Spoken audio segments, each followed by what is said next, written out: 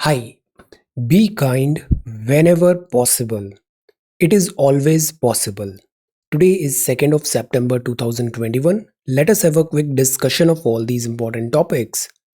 Rapid जी के yesterday questions के answers हैं। नामधापा नेशनल पार्क लोकेटेड है अरुणाचल प्रदेश में। Nauradehi wildlife sanctuary is in Madhya Pradesh. यहाँ पे चीता का ट्रांसलोकेशन की बात चल रही है। It was Dayanand Saraswati who proclaimed India for the Indians. ये स्टेटमेंट है एनी बेसेंट का। 1885 टू 1905 का जो दौर था वो था moderate face of Indian national Congress. A nation in making autobiography है श्री सुरेंद्र नाथ बनर्जी जी की। फ्रंटियर गांधी कहा जाता है श्री अब्दुल गफ्फार खान जी को। So these are answers of yesterday's questions. आज के सवाल हैं, in which state is the army sports institute stadium is situated. अभी इसको नीरज चोपड़ा स्टेडियम के नाम से रीनेम किया गया है। Hazaribagh wild life sanctuary is situated in which state of India. Mount Kamet is situated in which region of India. Global competitiveness report है, ये एक एनुअल रिपोर्ट है, कौन सी ऑर्गेनाइजेशन इसको रिलीज करती है। ऑर्गेनिक एसिड्स जो एबंडेंट हैं ग्रेप्स में, टैमारिन में, बनाना में, उसका नाम क्या है। नेवाइल तमिलनाडु में है। This is famous for coal deposit. आपको ये बताना है किस टाइप का कोल यहाँ पे मिलता है, किस कैटेगरी का coal. So these are 6 questions for today. आज की वोकैबुलरी है फिनेस, मतलब बहुत इंप्रेसिव है, स्किल या डेलिकेसी। मॉन्यूमेंटल का मतलब होता है जैसे monumental losses in Afghanistan, great, enormous, huge. Chaotic मतलब डिसऑर्डर है, डिसऑर्गेनाइज्ड है। सैवेज है मतलब फेरोशियस है, फियर्स है, वाइल्ड है। पेरिलस का मतलब होता है वो बहुत रिस्की है, हैजार्डस है, वहाँ पे केओस पॉसिबल है। So these are some vocabulary words. If you come across any other important word, write down that word along with its meaning in the comment section down below. आज के topics हैं, GST के numbers आ गए हैं। GST data collection again 1 lakh crore को cross किया है, which is a good thing. Then break through infections on expected line, ये बताया है वैक्सीनेशन होने के बाद भी कोविड हुआ है। Students return to new rules in school, this is floods, ये है अर्बन सिटीज़ दिल्ली की। और माइग्रेशन जो टॉपिक हम देखते हैं तो उसमें ग्रोथ सेंटर्स क्या होते हैं, ग्रोथ पोल क्या होते हैं, will ever talk. This is Ladakh adopt state animal and bird, ये स्टेट एनिमल्स हैं लद्दाख के। Fleeting cheer, this is editorial. Bona fide press, press का अकाउंटेबिलिटी सेट करना क्यों ज़रूरी है। The prognosis of for school reopenings. Liberalism और नेशनलिज्म, इसका मतलब क्या होता है, क्या ये मिसप्लेस तो नहीं है ये दोनों वर्ड्स एशिया में। Then India must commit to net zero emission, India के आईएनडीसीज हैं। Effectiveness of vaccination, this is monsoon. Naval aviation, navy के पास भी अपनी एक एविएशन यूनिट है, will ever talk. Then this is 200 army personnel for this Zapad exercise. Era of wars to remake countries is over. PMI, अगस्त manufacturing PMI data भी dip हुआ है। हम देखेंगे डिफरेंट टाइप ऑफ रिवॉल्यूशंस क्या हुई हैं एग्रीकल्चर सेक्टर में, because agriculture is again important for economic revival. This is Deepor Beel in Assam wetland align to Kabul, IMF का डेटा। और आज हम देखते हैं कि इंडिया में कितने न्यूक्लियर पावर प्लांट्स हैं और इनमें से कितने ऑपरेशनल हैं। This is CSAT solutions in certain questions. So we are going to talk about all these important topics in next about 35 to 40 minutes. Our reference material is this The Hindu and this is Indian Express, both are Delhi edition. See, जब अपन video upload करते हैं ना तो उसके कुछ time तक YouTube में processing चलता है, तो इसीलिए वो 360p वीडियो आता है। इन शॉर्ट वाइल वो फिर फुल एचडी में कन्वर्ट हो जाएगा। ओके, सो ये फ्रंट पेज है द हिंदू का। फर्स्ट न्यूज़ है GST collections dip in August, but बहुत ज़्यादा डिप नहीं हुआ है, पर डिप हुआ है अगस्त में जीएसटी कलेक्शन। फाइनेंस मिनिस्ट्री अभी भी बोल रही है ग्रोथ ये इंडिकेट कर रहा है। रेवेन्यू ने क्रॉस किया 1 lakh crore, which is a sign of relief. ये बताता है economy is recovering at a fast pace. अब से ये जो जीडीपी का डेटा है, जो जीएसटी का डेटा है, ये हम हर महीने के शुरुआत के 1-2 दिन में देखते हैं। तो देखिए जून में जब कोविड-19 अनलॉक स्टार्ट हुआ सेकेंड वेव के बाद, तो डेटा अप हुआ जुलाई में 1 लाख करोड़ क्रॉस हुआ। अगस्त में भी ये ज़्यादा डिप नहीं हुआ है, मतलब इकोनॉमी ने मेंटेन किया है this GST revenue collection, because जैसे ये लास्ट मंथ का न्यूज़ है। लास्ट मंथ जुलाई का डेटा आया था तो 1.16 लाख करोड़ कलेक्शन हुआ था जीएसटी का। अगस्त में हुआ 1.12 लाख, तो मतलब सिग्निफिकेंट ड्रॉप नहीं हुआ।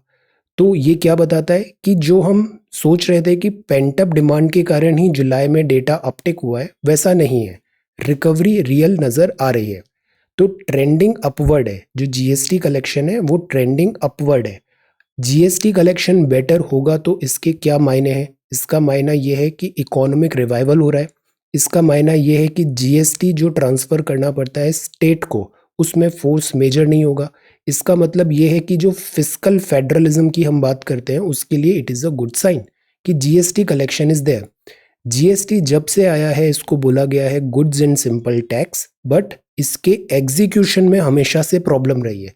दैट इज़ वाई जो अभी एसेट मोनेटाइजेशन है वो भी बड़ा अच्छा दिख रहा है ऑन पेपर, बट एग्जीक्यूशन में क्या होगा ये देखने वाली बात होगी। जीएसटी का लेसन। तो जीएसटी ऑल दो थोड़ा सा फॉल हुआ है अगस्त में, but still the numbers are looking good. ये एक बार फिर से रिवाइज कर लेते हैं। जीएसटी क्या है? ये है 101 कॉन्स्टिट्यूशनल अमेंडमेंट एक्ट, 1 जुलाई 2017 को आया था। ये एक इनडायरेक्ट टैक्स है, गुड्स एंड सर्विसेज टैक्स इसका नाम है। तो this is a consumption tax. Comprehensive है, मतलब इसने बहुत सारे इनडायरेक्ट टैक्सेस को सब्ज्यूम कर लिया है। मल्टी स्टेज है, मतलब स्टेप्स ऑफ प्रोडक्शन पे ये लगता है। डेस्टिनेशन बेस्ड है, मतलब पॉइंट ऑफ कंजम्पशन पे होगा कि मैन्युफैक्चरिंग स्टेट दूसरा हो सकता है, कंज्यूमर स्टेट दूसरा हो सकता है, तो पॉइंट ऑफ कंजम्पशन पे लगेगा। That is why GST offset की बात करते हैं स्टेट्स। 5 स्लैब है, 0, 5, 12, 18, 28। पेट्रोलियम, अल्कोहल, इलेक्ट्रिसिटी कवर्ड नहीं है। एक जीएसटी काउंसिल है जो 279A आर्टिकल में है। इसमें फाइनेंस मिनिस्टर ऑफ यूनियन और स्टेट्स पार्टिसिपेट करते हैं। So these our basics of this GST. जहां भी जीएसटी आए ये सारे फैक्ट्स आपको टिप्स पे बताना है, ये सारे फैक्ट्स एंड फिगर्स। ओके, तो जीएसटी बता रहा है कि इंडिकेटर है ये इकोनॉमी रिबाउंड का। जीएसटी कलेक्शन बेटर हुआ है, फिस्कल रिलेशन सेंटर और स्टेट के भी इम्प्रूव होने चाहिए। अब जो जीएसटी है ना, ये बहुत बड़ा रिफॉर्म है, फिस्कल रिफॉर्म है इंडिया का। तो जीएसटी से हर साल सवाल आता है। जब से ये आया है 2017 में, एवरी ईयर डायरेक्टली इनडायरेक्टली एक सवाल जीएसटी से बना है, प्रीलिम्स में भी और मेंस में भी। सो जैसे ये जीएस3 का है 2019। एनुमरेट करें the indirect taxes which have been subsumed in the goods and services tax. जैसे यहाँ देखा ना, बहुत सारे टैक्सेस थे उसको जीएसटी के अंदर सब्ज्यूम कर लिया। तो वो सारे टैक्सेस के नाम बताइए। Also comment on the revenue implication of the GST introduced in India since July 2017। अब यहाँ वर्ड क्या लिखा है? सिंस। तो आप 2017 का पैटर्न बताओ, 18 का बताओ, 19, 20। 20 में आ जाता है कोविड-19। तो क्या इम्पैक्ट हुआ? फोर्स मेजर हुआ था और इससे सेंटर और स्टेट के फिस्कल रिलेशंस में ट्रबल्स आई थी। So try to trace this journey since July 2017। So this is the first question for today. Second है breakthrough infection on expected line. See, vaccination में कभी ये क्लेम नहीं किया कि वैक्सीनेशन लग गया है तो कोविड नहीं होगा। वैक्सीनेशन लग गया है मतलब कोविड सीवियर नहीं होगा, हॉस्पिटलाइजेशन की नौबत नहीं आएगी, लाइफ सेव हो जाएगी। तो ब्रेक थ्रू इन्फेक्शन वो इन्फेक्शंस होते हैं कि वैक्सीनेशन लगने के बाद भी कोविड हुआ। बिकॉज जो वायरस है ये म्यूटेट करता है। वायरस लिविंग भी है और डेड भी है। म्यूटेशन मतलब virus is changing it's characteristics. तो जैसे डेल्टा वेरिएंट हो गया, alpha, delta plus, beta, gamma. अब वैक्सीनेशन हमने एक वेरिएंट के लिए बनाया, वायरस का फॉर्म ही चेंज हो गया, नेचर ही चेंज हो गया, तो वो वैक्सीनेशन इतनी एफिकेशियस नहीं हो पाती। बट स्टिल वैक्सीनेशन वर्क कर रही है डेल्टा और डेल्टा प्लस वेरिएंट पे भी। एटलीस्ट सीवियरिटी ऑफ केसेस को तो स्टॉप कर ही रही है। तो इसका मतलब ये नहीं है ब्रेक थ्रू इन्फेक्शंस हैं तो वैक्सीनेशन बंद कर दे। नो, वैक्सीनेशन कंटिन्यू रखना है। Vaccination continue to protect against severe diseases, ये एक फैक्ट है। Then this is no breaks. अब ये कहाँ पर है? ये फॉरेस्ट गार्ड्स हैं, पेट्रोल कर रहे हैं boat from there flooded camp in Pobitora wildlife sanctuary in Assam.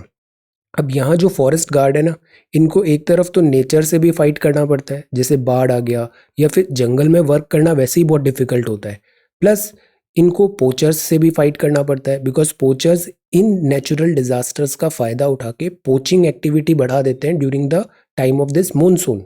जब रेन्स आती है तो पोचर से भी फाइट करना है और नेचर भी है प्लस एनिमल्स का भी प्रोटेक्ट करना है। तो ये जो वाइल्ड लाइफ पर्सनल है ये बड़े चैलेंजिंग सर्कमस्टेंसेस में वर्क करते हैं। No breaks, no breaks. Then this is no SC ST OBC quota रहेगा for NRIs for NEET examination. Only 1 quota slot per head होगा, मिनिस्ट्री ने बताया। सो ये तो हो गया front page of the Hindu. Meanwhile schools reopen हो रहे हैं, students return to new rules in school. और न्यू रूल्स क्या हैं? टेम्परेचर चेक होगा, हैंड सैनिटाइजेशन होगा, सोशल डिस्टेंसिंग रखनी पड़ेगी। तो ये अब एक नया डेली रूटीन है, फुल अलर्ट मोड में रहना है। So this is the front page. Next है, now look at this picture. कल आपने बड़े अच्छे आंसर्स लिखे, अर्बनाइजेशन की प्रॉब्लम्स भी आइडेंटिफाई किया और उससे रिलेटेड चैलेंजेस को सॉल्व कैसे किया जाए। तो urbanisation is good, urbanisation planned हो तो बेटर है, अदरवाइज ये इस टाइप के सीन्स दिखते हैं। ये गुड़गांव है बट हर शहर का यही हाल है, ट्रैफिक जैम होगा और थोड़ा सा पानी गिरा तो फ्लडिंग हो जाएगी। तो सेम ओल्ड स्टोरी है जो रिपीट हो रही है हर सिटी में। So that is why urban planning, smart cities, ये सब चीज़ें, सस्टेनेबल लिविंग सिटीज, ये चीज़ों पे हमें ध्यान देना बहुत ज़रूरी है। जैसे अक्सर ऐसे अंडर ब्रिज होता है रेलवे का, वहाँ वाटर लॉगिंग होता है, ट्रैफिक जैम बड़े कॉमन हो जाते हैं, शहरों में कम्यूटेशन बहुत डिफिकल्ट हो जाता है। देन दूसरी प्रॉब्लम ये देखी हमने कोविड-19 में कि माइग्रेशन, एक होता है पुश फैक्टर, दूसरा होता है पुल फैक्टर। पुश मतलब धक्का मार रहा है। तो जैसे कोई गांव में है, वहाँ पे उसको जॉब अपॉर्चुनिटी नहीं है, वहाँ की लिविंग कंडीशंस अच्छी नहीं है, हॉस्पिटल्स नहीं है, एजुकेशन नहीं है, एम्प्लॉयमेंट नहीं है, तो वहाँ ये सब चीज़ें नहीं है, तो वो उसको धक्का मार रहा है, पुश कर रहा है कि गांव से बाहर जाओ। अब कहाँ जाओगे? शहरों में होता है पुल फैक्टर। पुल फैक्टर मतलब यहाँ फैसिलिटीज़ बेटर है, स्टैंडर्ड ऑफ लिविंग बेटर कह सकते हैं, ऑल्दो एक्चुअली में पॉल्यूशन वगैरह भी बहुत है, बट पुल फैक्टर इन सब को खींचता है शहरों में। तो ज्योग्राफी में हम पढ़ते हैं ग्रोथ सेंटर्स, ग्रोथ पोल्स। क्या होता है, जैसे ब्रिटिशर्स ने पुराने कुछ शहर्स बनाए, जैसे मुंबई बन गया, चेन्नई बन गया, कोलकाता बन गया, न्यू दिल्ली बन गया। तो ये जो होते हैं ना, ये इनिशियल इनको किक स्टार्ट मिल गया, इन्हीं शहरों के आसपास ग्रोथ ज़्यादा होगी, तो they act as a this leader of this all growth. आसपास का जो भी हिंटरलैंड है वो सब इस सिटी पे डिपेंडेंट हो जाएगा और ये सिटी जो होगी वो स्वेल करने लग जाएगी, यहाँ ज़्यादा से ज़्यादा लोग माइग्रेंट आएंगे, तो सिटी का इंफ्रास्ट्रक्चर चैलेंज क्रिपल होने लग जाएगा, बिकॉज नंबर ऑफ पीपल ज़्यादा आ गए, वो उसको हैंडल नहीं कर पा रहा है। तो इसीलिए फिर सैटेलाइट टाउन्स डेवलप होते हैं, जैसे नोएडा हो गया, गुड़गांव हो गया, सिटी एक्सपैंड कर रही है। अब मुंबई के पास तो एक्सपैंड करने के लिए कुछ है ही नहीं, उसके पास ज़मीन ही नहीं है, बिकॉज 3 तरफ पानी है, तो मुंबई बैकवर्ड एक्सपैंड करती है, बैकवर्ड ऐसे। तो ज़रूरी ये है कि ये जो मैग्नेट एरियाज़ है, मैग्नेट एरियाज़ मतलब अट्रैक्ट कर रही है सिटीज़, ओवरबर्डन सिटीज़ हमेशा एक चैलेंज होता है। तो जो ग्रोथ होती है वो वेल डिस्ट्रीब्यूटेड होनी चाहिए। दैट इज़ वाई एक मिशन आया था, Ruhr urban mission. Ruhr urban mission मतलब रूरल एरियाज़ में भी अर्बन एमिनिटीज़ आप प्रोवाइड करो।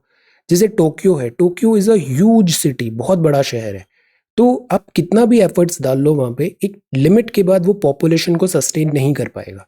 तो सेम थिंग इंडिया में भी हो रहा है, पॉपुलेशन बहुत है, we need more growth centres, more growth poles, हमें ज़्यादा डिसेंट्रलाइज करने की ज़रूरत है, बजाय सारी चीज़ें हम केवल शहरों को ही रिस्ट्रिक्ट कर पाए। ओके, तो this is also one concept. इसका एक बड़ा अच्छा PDF है मेरे पास, ग्रोथ पोल और ग्रोथ सेंटर्स का, ज्योग्राफी ऑप्शनल का है ऑल दो वो, बट मैं उसको शेयर करूंगा, have a look. Migration crisis में ये बड़ा इंपॉर्टेंट है। Then this is bludgeon, bludgeon का मीनिंग बताइए, ब्लजन।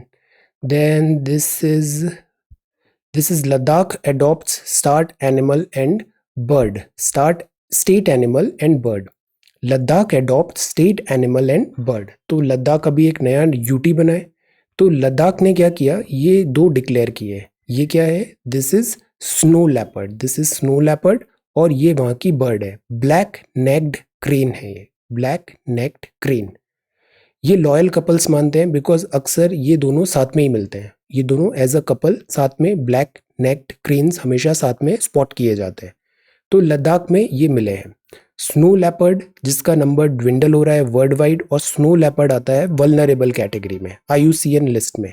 IUCN रेड लिस्ट का भी एक PDF I have shared in Telegram, have a look, बहुत इंपॉर्टेंट है IUCN रेड लिस्ट। इसकी कैटेगरीज क्या होती है और इंडिया के जो फ्लोरा फोना है वो किस कैटेगरी में, एटलीस्ट कुछ important flora fauna you should be knowing.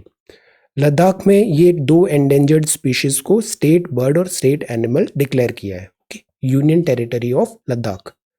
Then this is fleeting cheer. Fleeting cheer, आगे बढ़ते हैं। मेघालय में अगेन एनवायरमेंटल कंजर्वेशन की बात चल रही है। New determinism is the way forward. Then this is next page, south और महाराष्ट्र गणेशोत्सव में RT-PCR टेस्ट जरूरी होगा। वाई? कोविड-19 का threat. This is fleeting cheer. Fleeting cheer, cheer मतलब हम खुश हो जाते हैं कि नंबर कितने अच्छे आ गए, GDP 20% से रिबाउंड हुई है। बट ये जो 20% है वो कॉन्टेक्चुअल है। लास्ट ईयर डिप हुआ था, तो this is year on year basis. Actual में GDP इतना ग्रोथ नहीं हुआ है। पहले इतना पिट गए थे, तो अभी थोड़ा रिकवरी हुआ है, तो वही बड़ा नजर आ रहा है हमें। तो this is fleeting cheer. Fiscal measures should ensure overall consumption demand does not weaken. India जो इकोनॉमी है ये कंजम्पशन बेस्ड इकोनॉमी है। इंडिया का जो डोमेस्टिक मार्केट है ये ज़्यादा एडवांस है। हम एक्सपोर्ट कम करते हैं, जो भी मैन्युफैक्चरिंग होती है वो इंडिया में ही कंज्यूम हो जाती है। तो जो कंजम्पशन है वो भी डोमेस्टिक डिमांड, इसको राइज करना ज़रूरी है। सरकार जो सेल्फ रिलायंट इंडिया इनिशिएटिव्स लाई थी शुरू में, वो सारा फोकस था प्रोडक्शन पे। वो सारा फोकस था सप्लाई साइड बॉटलनेक्स को दूर करने के लिए। MSMEs, कंपनीज, फैक्ट्रीज, PLIs, इनको इंसेंटिव्स दिए गए कि प्रोडक्शन बेटर करे। But what about consumption? Production हो गया बट वो प्रोडक्ट सेल ही नहीं होगा, तो ये तो हाफ विन है, बैटल तो जीतेंगे नहीं इससे। तो अब जरूरी है कि कंजम्पशन जो है, डिमांड है, इसमें भी राइज करे।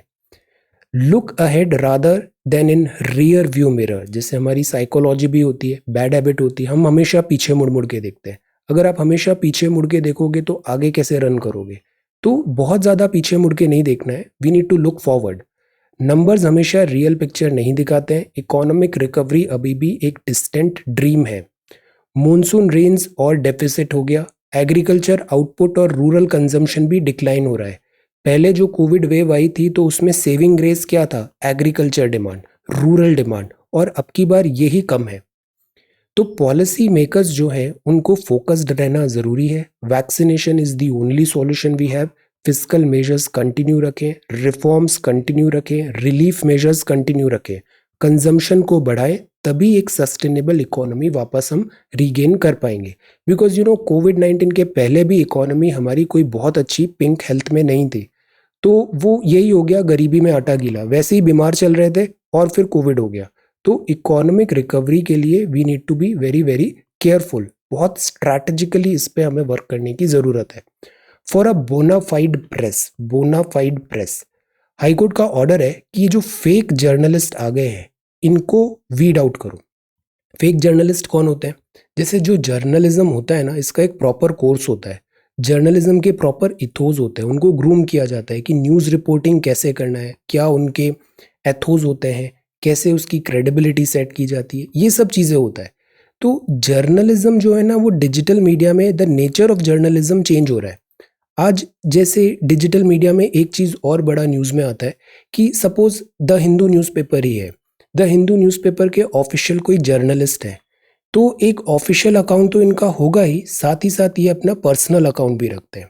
तो बहुत सारी न्यूज़ ऑफिशियल में चलती है, बहुत सारी न्यूज़ इनकी पर्सनल अकाउंट में भी चलती है।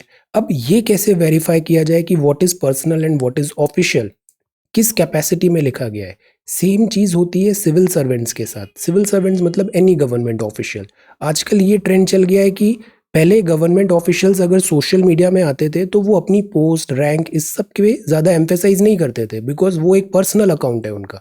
बट अब पर्सनल अकाउंट में भी रिफ्लेक्ट होता है कि this person is this and that in government capacity, but एक छोटा सा नोट हो जाता है कि this is a personal account. But वहाँ जो पोस्ट आ रही है तो वो डिफ्रेंशिएट कैसे होगा, उसमें एक बहुत बड़ा चैलेंज आ जाता है। इस बात पे भी कुछ दिन पहले हमने देखा था, एक काफ़ी अभी इस पे डिबेट एंड डिस्कशन चल रहा है, इस पे पॉलिसी गवर्नमेंट जल्दी ही लाने वाली है।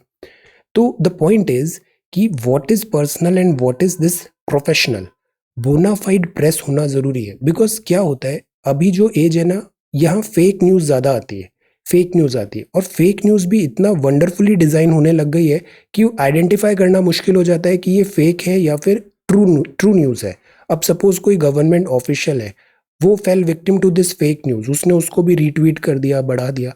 तो उससे क्या होगा, उस फेक न्यूज़ पे एक क्रेडिबिलिटी लग जाएगी कि ऑफिशियल गवर्नमेंट ऑफिशियल ने इसको रीट्वीट किया है, प्रमोट किया है, और उससे ये जो प्रोपोगेंडा है ये इनका रन हो जाता है।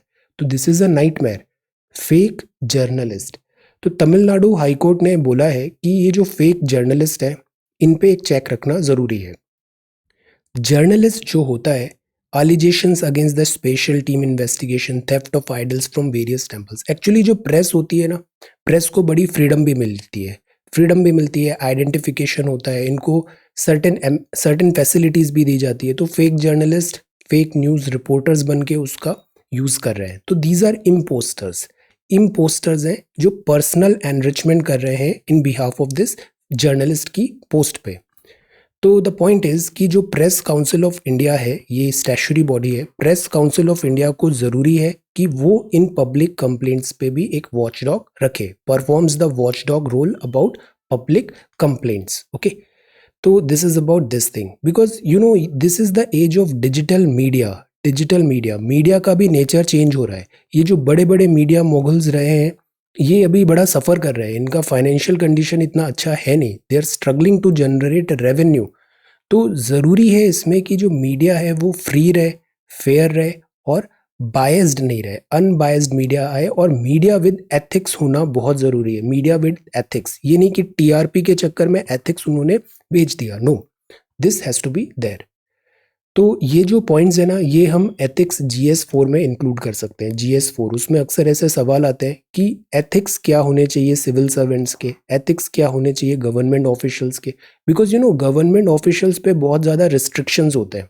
Government officials even personal capacity में भी गवर्नमेंट पॉलिसीज़ इन सब के बारे में अपने व्यू पॉइंट्स ऐसे पब्लिकली प्रेजेंट नहीं कर सकते हैं। There are lot of restrictions, these things should be checked both in letter and spirit.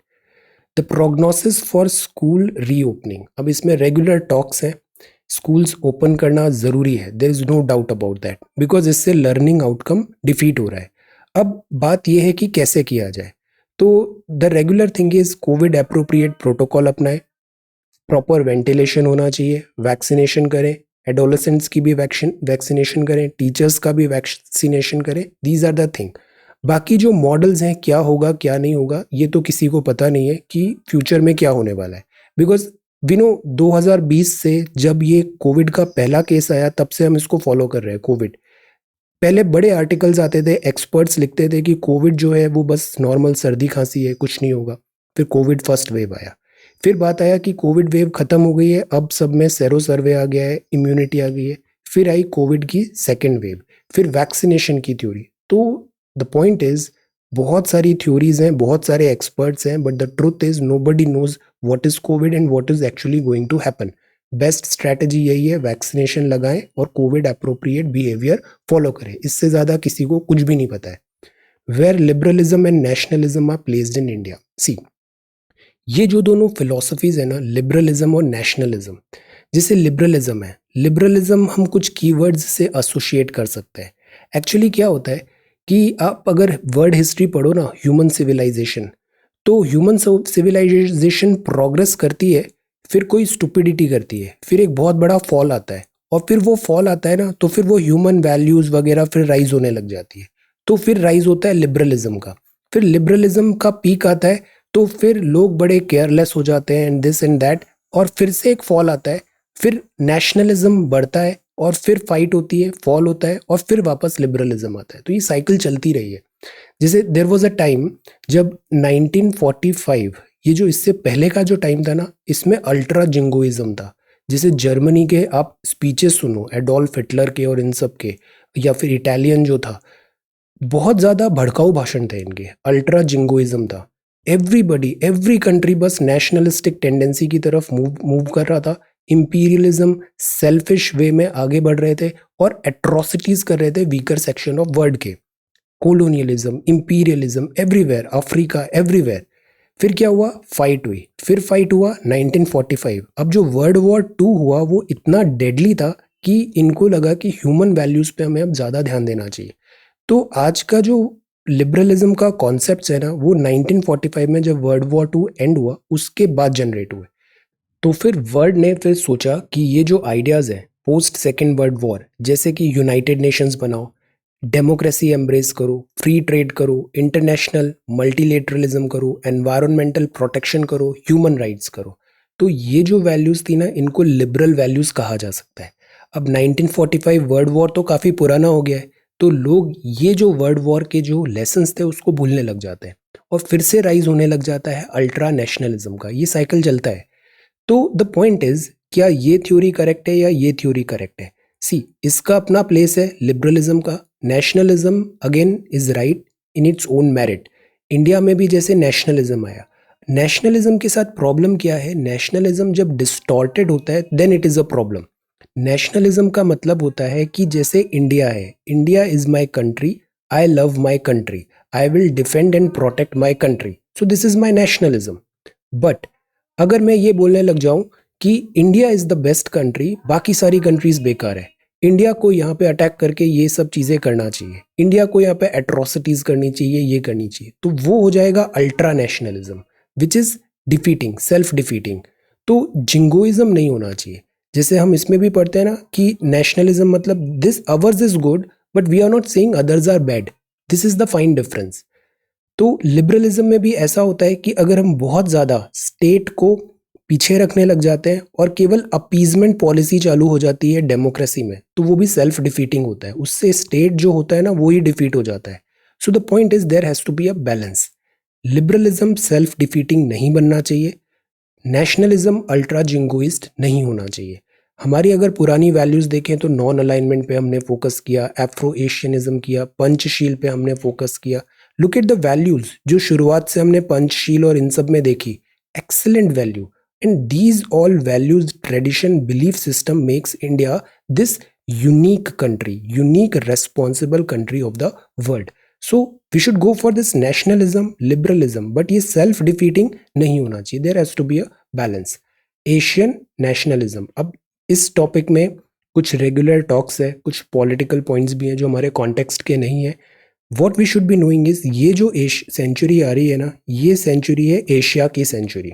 जैसे चाइना का भी राइज हो रहा है, इंडिया का भी राइज होगा।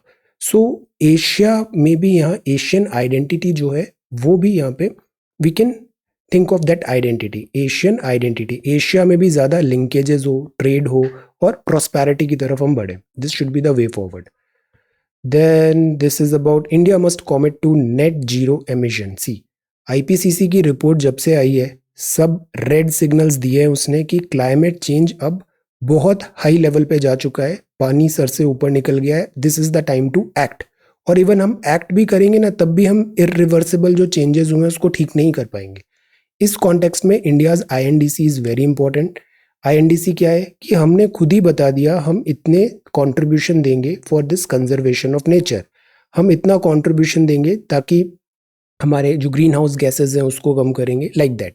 तो this is intended nationally determined contribution, Paris agreement. पहला हमारा इसमें ये कि अमेजन का रिडक्शन करेंगे, जो ग्रीन हाउस गैसेज है 33 से 35% उसका रिडक्शन करेंगे 2030 तक।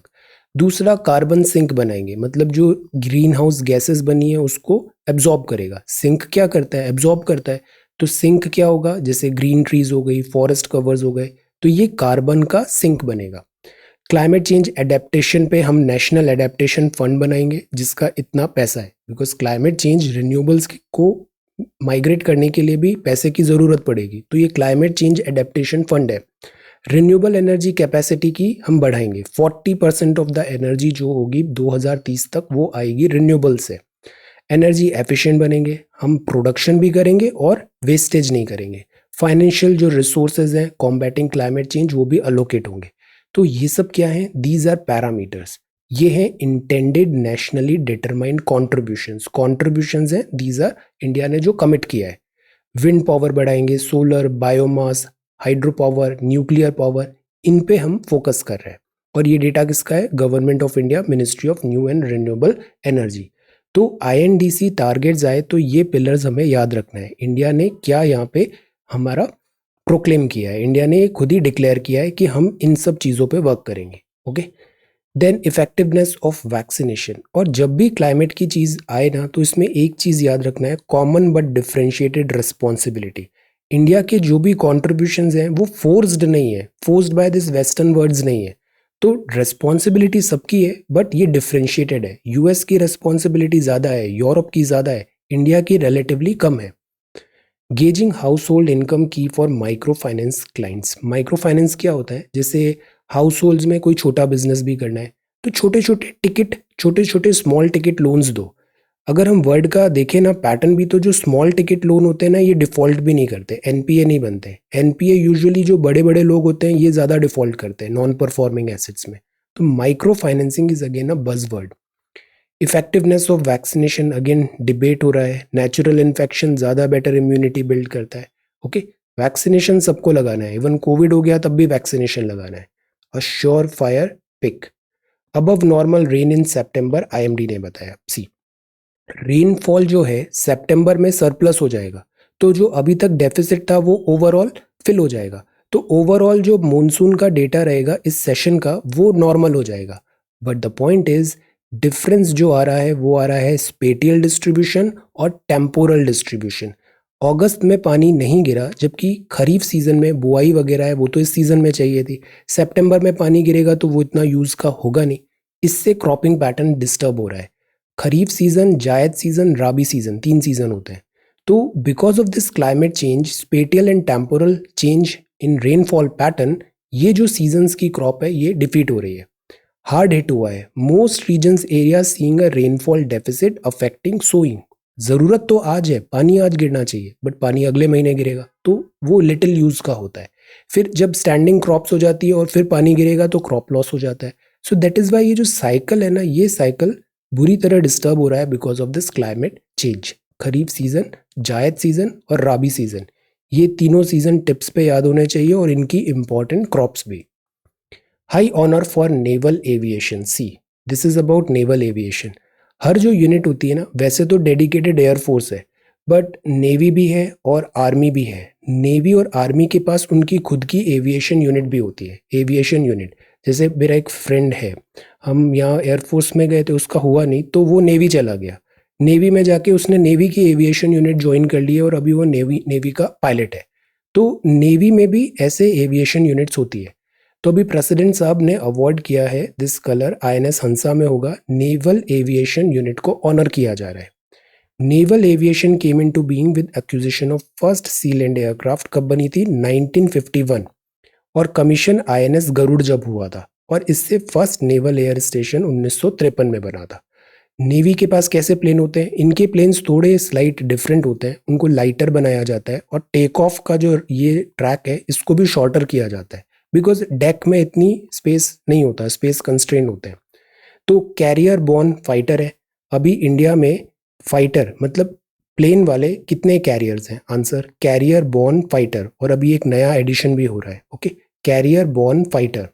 मैरीटाइम रिकॉनेसांस एयरक्राफ्ट होते हैं, बिकॉज समुद्र में ऐसे ढूंढने के लिए, सर्च ऑपरेशन के लिए ये चाहिए होगा। हेलीकॉप्टर्स और रिमोटली पायलटेड यूएवीज भी होते हैं। तो these all consist this aviation unit of navy. Okay, fighter pilot भी है, रिकॉनेसांस भी है, हेलीकॉप्टर भी है और यूएवी भी है। नेवल एविएशन ने मेजर रोल प्ले किया है ऑपरेशंस में, जैसे एक टर्म है HADR। What is HADR? This is humanitarian and disaster relief. Navy का इसमें एक्सीलेंट रिकॉर्ड रहा है। जैसे इवैक्यूएशन करना है इंडियंस को जो बाहर कहीं फंस गए, ऑपरेशन कैक्टस हुआ, जुपिटर, शील्ड, विजय, पराक्रम। फिर HADR ऑपरेशन है, दिस ह्यूमैनिटेरियन असिस्टेंस के लिए, evacuation of Indians from foreign land. इन सब चीज़ों में नेवल एविएशन यूनिट का एक्सेलेंट रोल रहा है। So that is why president साहब इन्हें यहाँ पे ऑनर कर रहे हैं। प्रेसिडेंट साहब यहाँ पे अवार्ड दे रहे हैं, president colours to this INS Hansa based in Goa. High honour for naval aviation. Then army की ही बात करें तो 200 आर्मी पर्सनल अभी जैपेड एक्सरसाइज में पार्टिसिपेट करेंगे। ओके, इंडियन कंटिजेंट है जैपेड 2021 एक्सरसाइज। कहाँ पर है ये? रशिया में हो रही है। ये जो एक्सरसाइज है, अगेन आर्मीज, डिफरेंट आर्मीज इंटरेक्ट करती है, बेस्ट प्रैक्टिसेस, गेम्स होते हैं, स्पोर्ट्स होते हैं और कॉम्बैट रेडी रखते हैं। कॉम्बैट इफेक्टिवनेस यहाँ पे चेक किया जाता है। तो these all exercise are important. इससे बेस्ट प्रैक्टिसेस भी सीखने को मिलता है और नेवी जो ओवरऑल आर्म्ड फोर्सेस है वो इम्प्रूव होती है। नाम ये याद रखना है कि इस एक्सरसाइज कहाँ पर होती है और कितने पार्टिसिपेंट्स हैं। This is in Russia. 9 participating countries हैं, Mongolia, Armenia, Kazakh, Tajikistan, Kyrgyzstan, Serbia, Russia, India and Belarus. और ये कुछ ऑब्जर्वर हैं जिसमें चाइना भी है और दिस श्रीलंका भी है और पाकिस्तान भी है। ये ऑब्जर्वर है और ये रेगुलर 9 पार्टिसिपेटिंग कंट्रीज हैं। तो ये एक्सरसाइज हो रही है 2021 रशिया में। Era of wars to remake countries is over, ये स्टेटमेंट है बाइडेन का। ईवीएम्स है, Taliban urge to form inclusive government, और this is caste census needed for Muslims too. अभी कुछ टाइम से इस चीज़ की बड़ी डिमांड आ रही है कि जो रिजर्वेशन के बेनिफिट्स हैं वो आइडेंटिफाई करें और जहाँ ज़्यादा ज़रूरत है वहाँ पे उनको प्रोवाइड करें।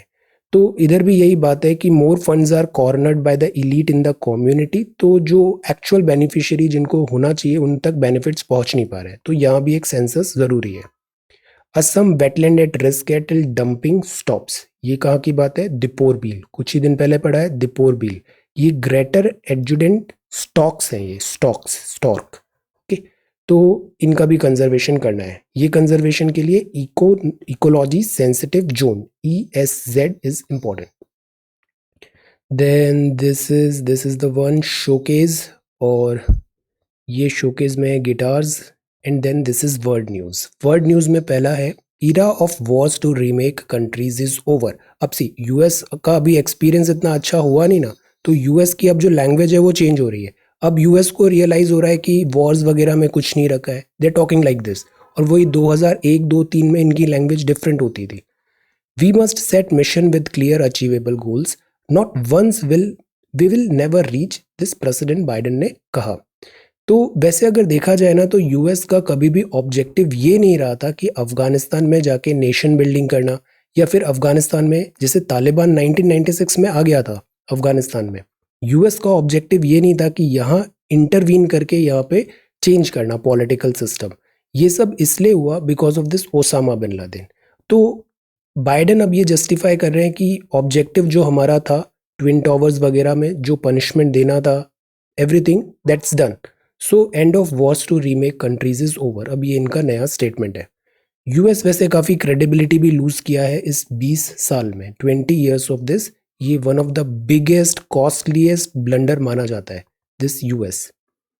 Then August manufacturing PMI shows recovery losing steam. Losing steam मतलब रिकवरी हो रही थी बट अब वो स्लो हो गई है। PMI क्या होता है? ग्रेट लेस देन 50 हुआ मतलब इकोनॉमी एक्टिविटी श्रिंक हो रही है, ग्रेटर देन 50 हुआ मतलब एक्सपैंड हो रही है। तो ये 52.3 पे आ गया है 55.3 से।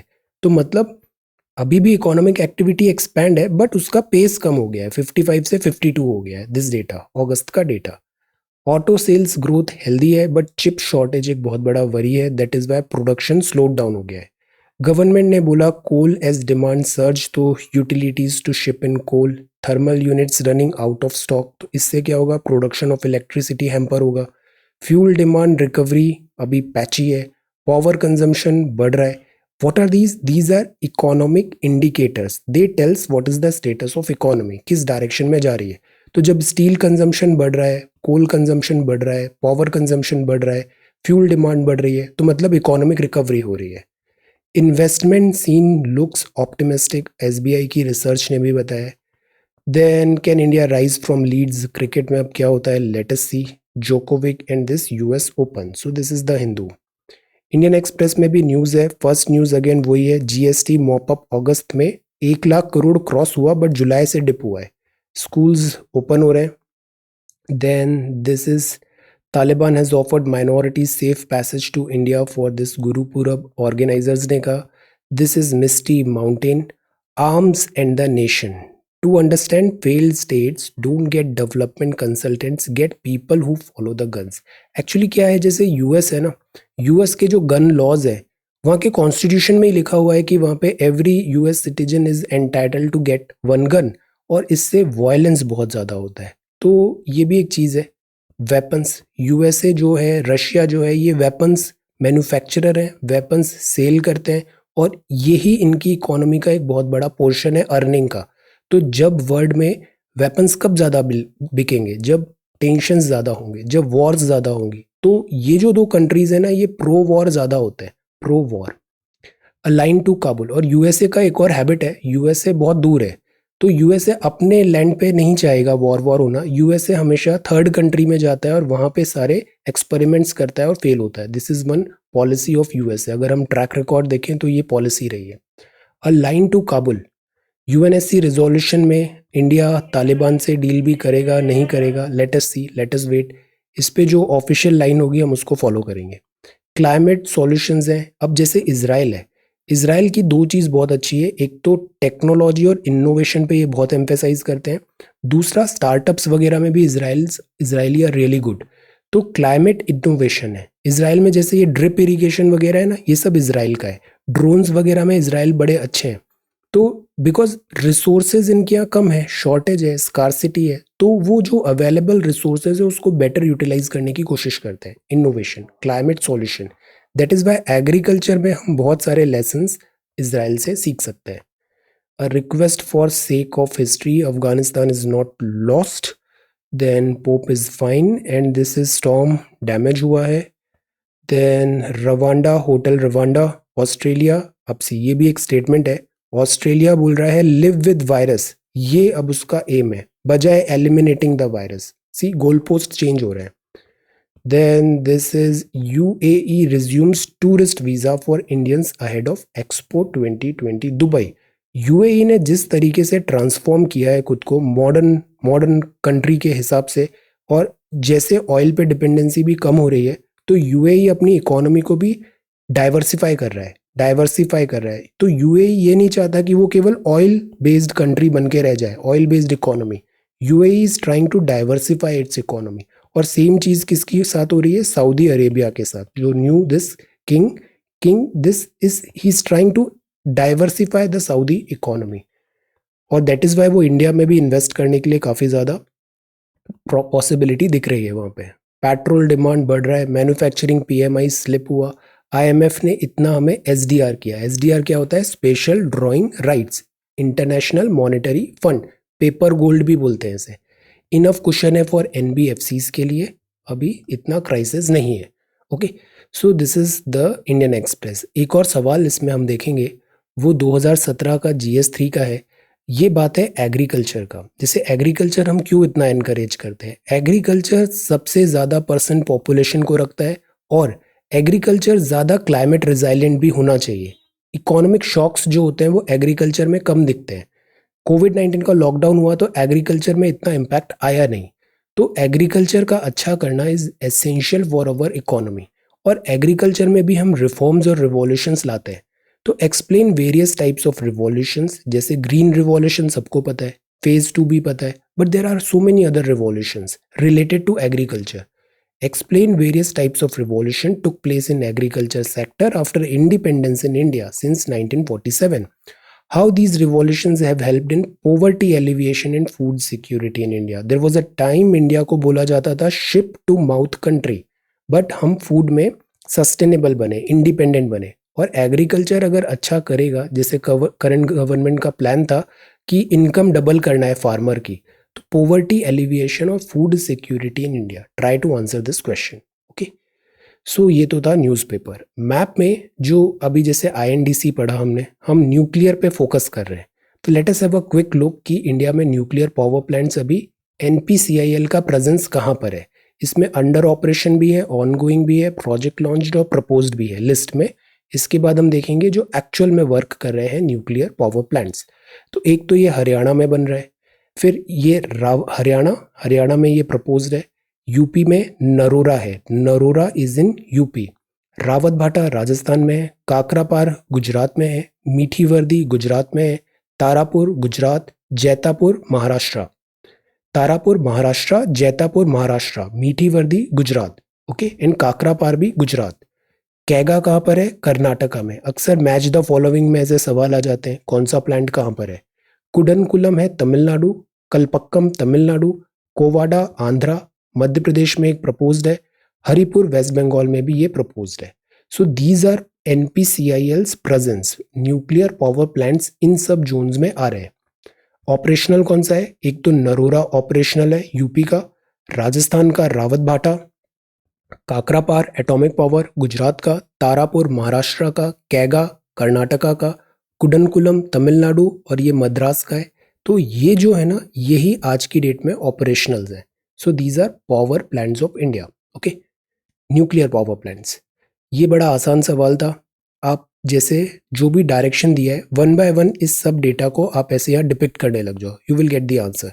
यहाँ से स्टार्ट किया 200 feet straight from his house किया which is facing north. Okay, then he walks 100 feet in reverse, फिर वापस 100 फीट पीछे आया, फिर इस डायरेक्शन में लेफ्ट टर्न लिया। अब बिकॉज वो इधर आ रहा है तो लेफ्ट किधर होगा, इधर होगा उसका, तो वो लेफ्ट डायरेक्शन में गया 300 फीट। तो फाइनल पोजीशन ये हो गई। जो भी डेटा होता है ना, उसको ए बी सी डी करके यहाँ पे आप ड्रॉ कर दो, आंसर गलत नहीं होगा, सिली मिस्टेक नहीं होगी।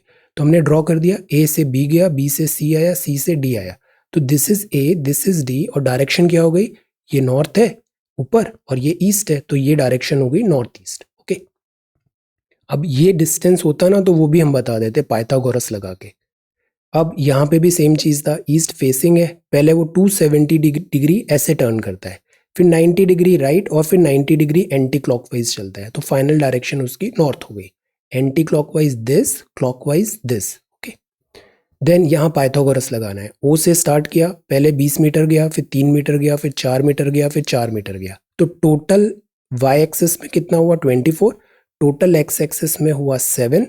तो this distance is 24 by Pythagoras. This square is equal to this square. Okay, fumble is to finesse as malign is to what. Vocabulary के कई बार ऐसे सवाल आए हैं कि आप बताओ, जैसे ये ऑपोजिट है तो इसका ऑपोजिट क्या होगा answer. Then fill in the blanks with the appropriate words. Countries which blank still undergoing the economic processes blank known as developing countries. क्या होगा यहाँ पे ग्रामर। सेसेमोग्राफी के लिए अर्थक्वेक है तो टेसियोमीटर क्या होता है बताइए। ये सेसेमोग्राफी से अर्थक्वेक मेजर होता है, तो इससे क्या मेजर होता है answer. So these are 3 questions for today. ये सॉल्यूशंस थे सी सेट का, ये मैप याद रखना है, और ये ऑपरेशनल्स है। न्यूक्लियर पावर प्लांट्स इंपॉर्टेंट है हर एग्जाम के लिए। Then try to answer this question, different revolutions के बारे में बताइए। देन दिस इज इंडिया के INDCs, वेरी इंपॉर्टेंट टॉपिक। ये नया स्टेट बर्ड है, एक बार जैसे महाराष्ट्र का स्टेट दिस बर्ड बटरफ्लाई पूछा था, बताइए महाराष्ट्र का बटरफ्लाई कौन सा है, तो ये लद्दाख के एनिमल और बर्ड है। Then this is about this control migration, और GST आज फिर से डिटेल में प्रिपेयर करिए। Okay, so this is 2nd of September 2021। Thank you so much for watching this video. Take care, study well and be safe.